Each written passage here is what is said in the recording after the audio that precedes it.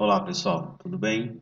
Então aqui é o professor Érico Feitosa e essa é a aula de literatura, a primeira aula de literatura do quarto bimestre, tá certo? Para as turmas de segunda série do ensino médio, ok? Então vamos começar com esse tema chamado realismo, tá? Saímos do romantismo e agora entramos no realismo. Bem, aí eu pergunto para vocês o seguinte: alguém já chamou você de realista? Ou então você já se chamou de realista? Ah, eu sou realista. Eu ajo pela razão, né? Comigo eu digo mesmo o que tenho que dizer, porque eu gosto das coisas muito claras. Eu sou uma pessoa realista. Eu não fico me perguntando como seria, eu não fico fantasiando as coisas, não. Eu sou realista. Vocês já ouviram isso? Você é assim? Você é mais movida pela razão do que pela emoção?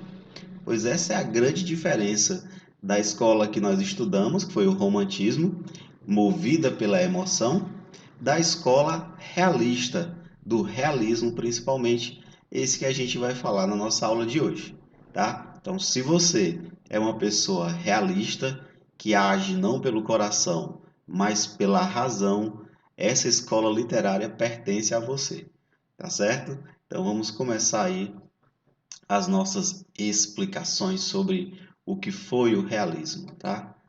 Primeira coisa que a gente precisa entender, galera, é que... Eita, deixa eu diminuir aqui a telinha, que eu já estou atrapalhando. Pronto, escolas literárias. Então, uma das coisas que a gente tem que entender é que o período, né, histórico que nós estamos tratando aqui é o século XIX. Então, no século XIX, nós tivemos o romantismo, né? No início do século XIX até a metade ali, romantismo.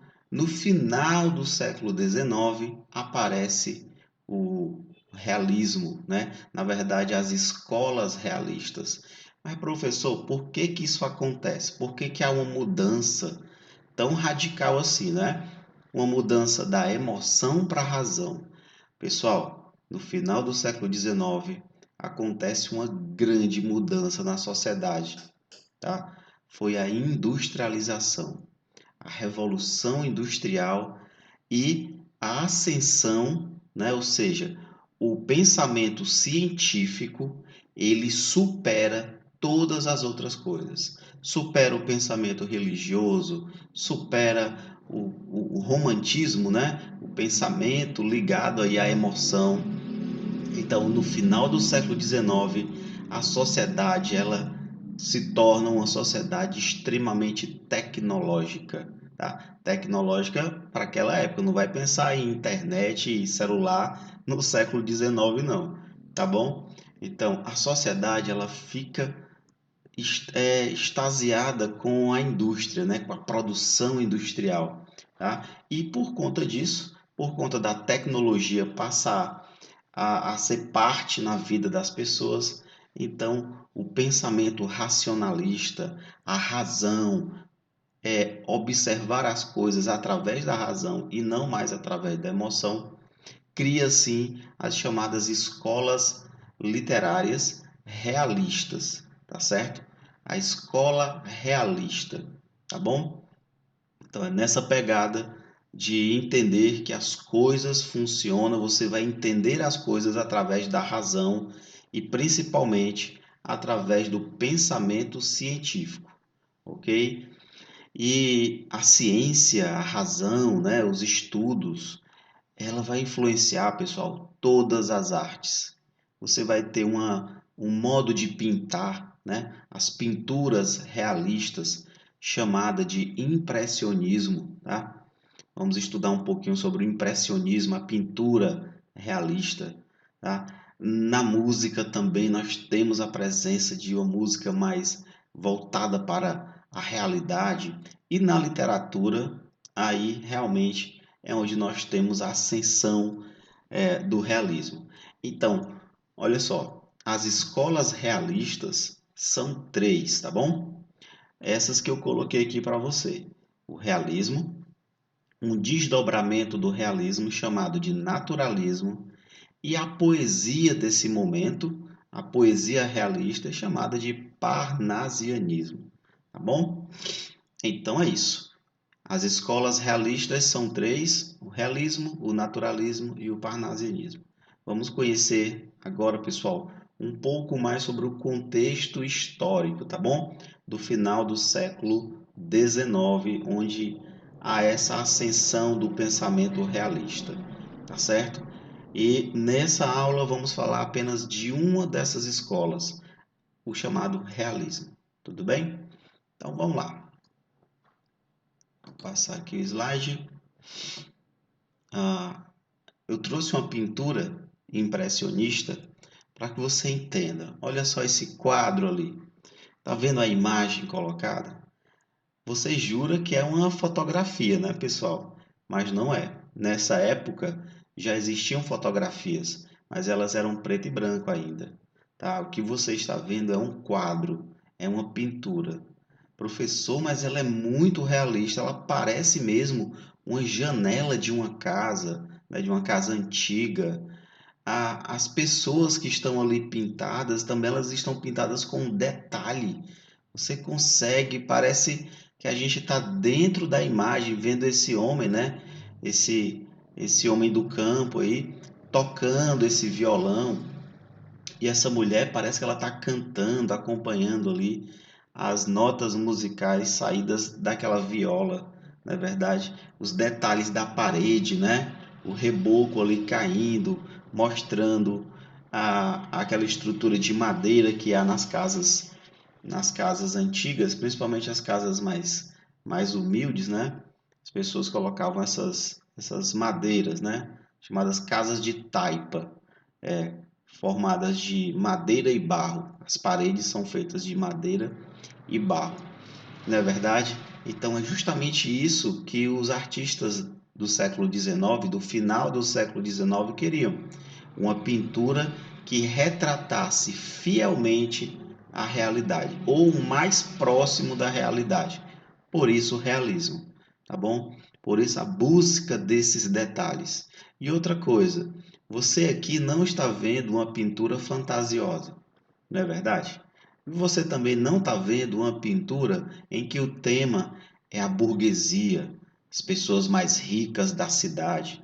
Você está vendo um casal de pessoas simples, um caipira e uma dona de casa aqui, possivelmente mulher desse caipira aqui, né, desse homem do campo, tá certo? Então é isso, o registro da realidade como ela é, tá certo? Mostrando como as pessoas viviam. Tudo bem? Então é isso. O realismo surge no final do século XIX com essa pegada, com essa característica de retratar a realidade. Tudo bem? Bem, outra coisa importante é saber que o realismo não começou no Brasil, tá certo? O realismo, ele é uma escola, ele é uma escola literária, uma escola artística que surge na França, tá bom? Surge lá na Europa.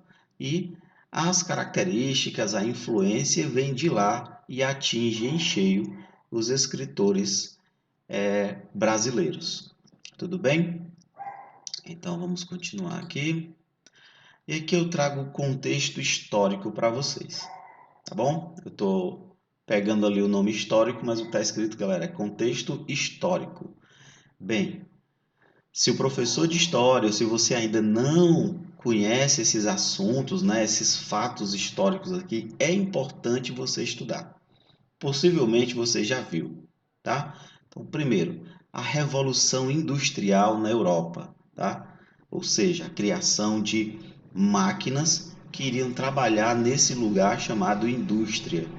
Lá, as pessoas iriam, né, os operários iriam trabalhar nessas máquinas para produzir coisas, né? Produzir carros, produzir sapatos, produzir tudo que você imagina, tá certo? Grandes estruturas de metal e tal. Então, a Revolução Industrial ela faz com que a sociedade realmente mude.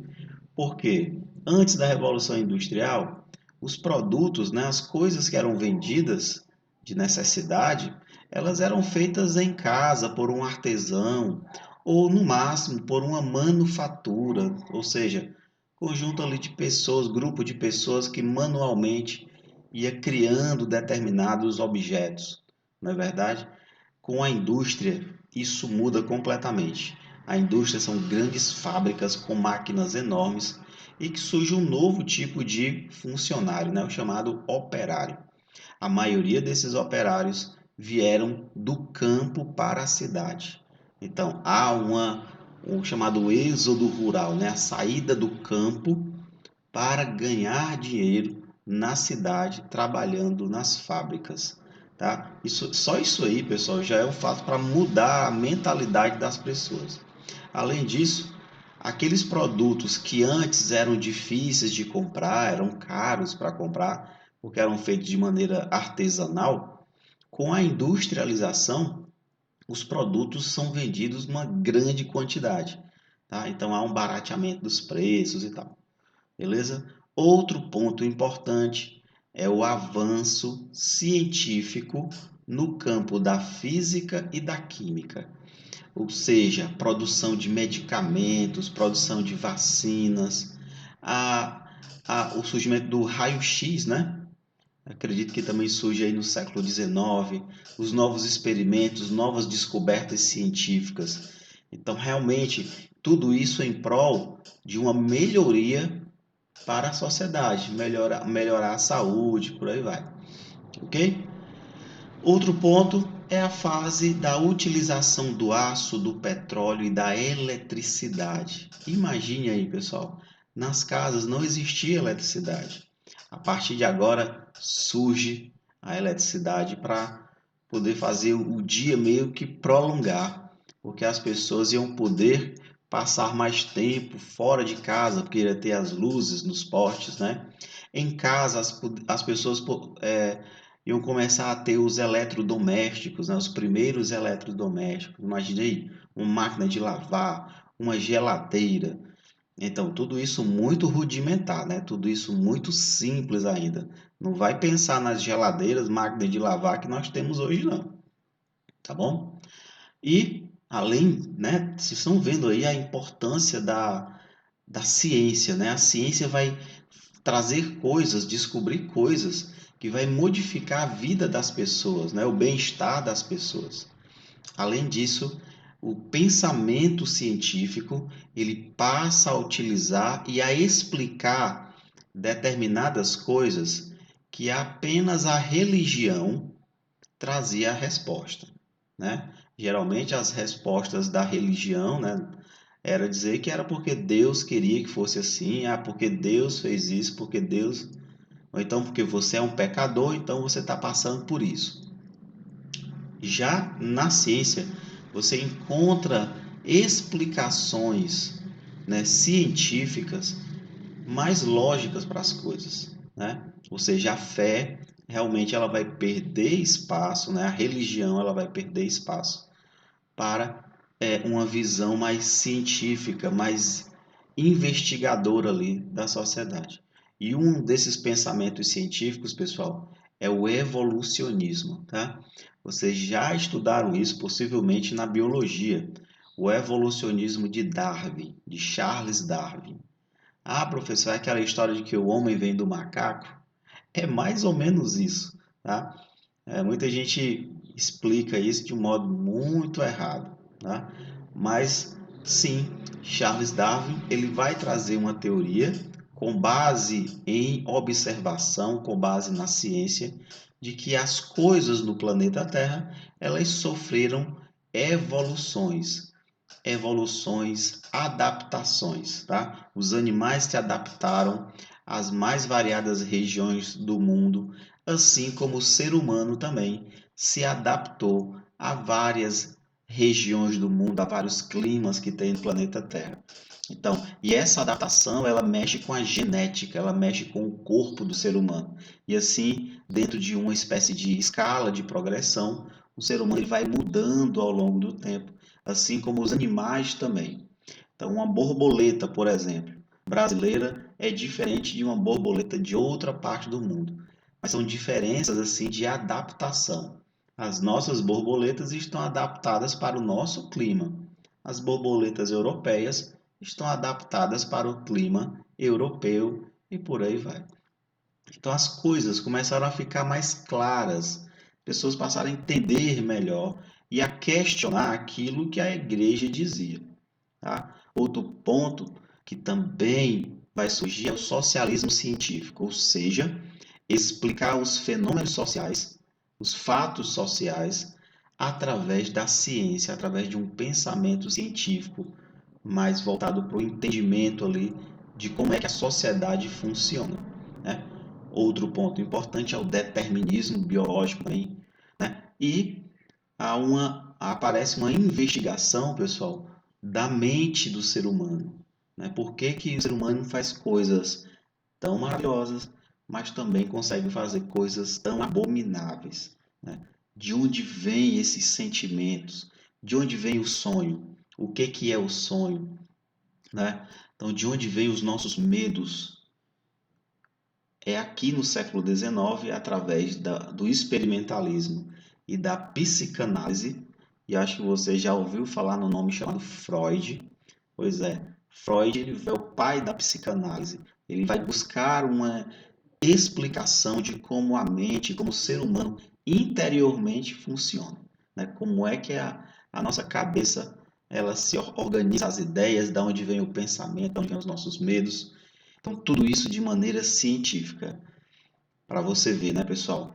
Não foi à toa que houve uma mudança da emoção romântica para o realismo, né? Para o pensamento realista, depois de tudo isso aqui que eu falei, tá? Vamos continuar. Ora, uma obra realista, né, uma pintura realista ou um romance realista, um livro da literatura, teria essas características que eu coloquei aqui para vocês, tá bom? Então, primeira coisa é valorizar a objetividade e valorizar os fatos. Então, se eu for contar uma história, eu tenho que contar sendo o mais detalhado possível, o mais objetivo, né? Objetivo significa tirar a emoção e contar as coisas apenas com a razão, ou seja, de modo objetivo. Outra coisa importante é a impessoalidade no modo de escrever. Então, os escritores aqui, eles não vão utilizar a emoção para contar histórias. Eles vão meio que vestir ali a roupa, né, o papel de um cientista e vai criar histórias analisando de maneira impessoal, tá? Sem mostrar o que você acredita, né? O escritor ele escreveria de modo impessoal. Terceiro ponto, descrição de tipos sociais ou situações típicas. Então aqui nós não vamos ter mais personagens idealizados, personagens fantasiosos. Nós vamos ter descrições dos tipos sociais, ou seja, o operário, a dona de casa, o advogado, o comerciante, são os tipos sociais que aparecem, né? Outra coisa é o fim das idealizações. Ou seja, as histórias, pessoal, aqui no realismo vão tratar dos pontos mais polêmicos do ser humano. Retratar adultério, retratar a miséria e retratar também o fracasso social, né? Fracasso social. Imagina aí coisas relacionadas ao fracasso. Pessoas que eram ricas, mas que perderam tudo por conta de algum vício, né? Vício no álcool, vício em drogas, sei lá, algum vício assim. Então, é isso. O que nós temos nesse texto aqui é algo muito cru, algo muito ligado ao que realmente, né, o ser humano é. Outro ponto, frequentes críticas à hipocrisia, às hipocrisias da moralidade da nova classe dominante, que era a burguesia. Então, os donos das fábricas eram os burgueses, né? Então, nós vamos ter aqui crítica a esse comportamento burguês, ou seja, aquela vida boa que a burguesia tinha, enquanto que boa parte da população vivia na miséria ou numa condição de exploração. Uma dessas condições ruins que existiam na época era a situação feminina, a situação da mulher.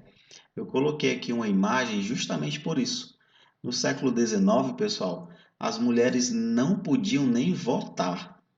Então, o que você está vendo aqui nessa imagem é a imagem das sufragistas, né? Mulheres que se reuniram e foram buscar os direitos, né? E um desses direitos era o direito de votar, de poder participar de uma eleição votando, né? Então, aqui tem essa imagem aí para justamente e de acordo com o que eu coloquei aqui para vocês. E o outro ponto é a abordagem psicológica dos personagens como composição da realidade que veio. Então, nas histórias realistas, você consegue entender como é que os personagens pensam, não só como eles sentem, mas sim como esses personagens pensam. O escritor é como se fosse um investigador da mente dos personagens. E é muito legal, tá? Porque você se coloca ali naquela situação analisando como é que as pessoas pensam realmente. Uma coisa é o que você fala, outra coisa é o que você está pensando. Muitas vezes nós encontramos pessoas na vida que falam uma coisa, mas age, né? Mas pensa de maneira diferente. Então, aqui com o realismo você vai aprender isso. Continuando, nós temos mais algumas características. A aceitação da realidade tal como ela é, ou seja, uma oposição ao sentimentalismo dos românticos, criar uma situação perfeita e tal. Eu lembro aqui do livro A Escrava Isaura, né? Em que de escrava mesmo a Isaura não tinha nada, ou seja, era um personagem completamente fora da realidade da escravidão naquela época. Então, os escritores realistas vão tirar todo o sentimentalismo e vão mostrar a realidade como ela é de fato, tá? É interessante, pessoal, porque quando você começa a ler esses escritores, sua mente amplia e você passa a observar a realidade da sua vida de um modo diferente. Você vai começar a questionar se realmente as coisas deveriam ser como são. Ou então, você vai questionar como é que as coisas se apresentam para você e o que que está por trás disso, né? O que que está por trás da pobreza, né? O que que está por trás daquele determinado comportamento que você viu, por exemplo, um político ter, né? Político que passa aí na porta da sua casa, na sua rua, abraçando e beijando todo mundo, dizendo que como se fosse um Deus que vai fazer isso e aquilo. Então, os escritores realistas abrem os nossos olhos e diz, olha, o que que esse político está querendo, né? Outro ponto importante, a tentativa de explicar o real, recorrendo muitas vezes à ciência ou ao determinismo. Tá? Essa é uma característica muito forte. Os escritores realistas, eles vão utilizar as teorias científicas para explicar os fatos sociais, aquilo que a sociedade mostra, tá certo? Por que que a sociedade é daquele jeito. Então, se eu quero explicar o porquê, eu preciso ter um pensamento científico para me ajudar a entender aquela realidade. E nós já falamos também a abordagem psicológica das personagens, né? Então é isso, pessoal. Essas são as características do realismo, tá certo? Vamos para o próximo slide. Então aqui eu trago para você o grupo dos principais escritores realistas, tá bom? Então, o primeiro é o francês, né? Já que o realismo veio da França, então nada mais importante aqui nós temos a presença deles. Nós temos o Stendhal, que vai escrever um livro chamado O Vermelho e o Negro. Nós temos um livro que trata a história de um homem que tenta vencer na vida, mas os obstáculos que a sociedade impõe faz com que ele passe por uma série de problemas. Nós temos o Honoré Balzac, esse rapaz aí do cabelo estiloso, né? O Balzac também vai criar uma obra gigantesca mostrando, analisando a sociedade da época. Gustave Flaubert, está escrito Flaubert, mas a pronúncia é Flaubert. Ele seria o escritor do primeiro texto realista, um livro sobre uma mulher chamada Madame Bovary. Madame Bovary. Interessantíssimo esse livro. E há filme também, tá? O livro que conta a história dessa mulher, da Madame Bovary, e o que ela passa, o que ela sente, as coisas que ela vive, os preconceitos. Então, muito interessante, mostrando ali como é que a sociedade, né, agia em relação às mulheres. E o poeta Antério de Quental, poeta português do realismo, certo? Que em poesia ele tentou, né? Ele fez ali uma poesia bastante realista, mostrando Portugal, tá? Bem, nessa outra fileira aqui, eu estou na cabeça de um deles, né? Eu trouxe o maior escritor realista no Brasil, seria o Grande Machado de Assis, né? Esse que você está vendo aí, a gente vai falar um pouco mais sobre ele, tá certo? Que ele realmente é o nosso grande escritor, tá? Um outro escritor realista, o Raul Pompeia, escreveu um livro fabuloso chamado O Ateneu. Temos um escritor naturalista, realista naturalista, o Aloysio de Azevedo, escreveu também uma das principais obras do naturalismo, seria o Cortiço.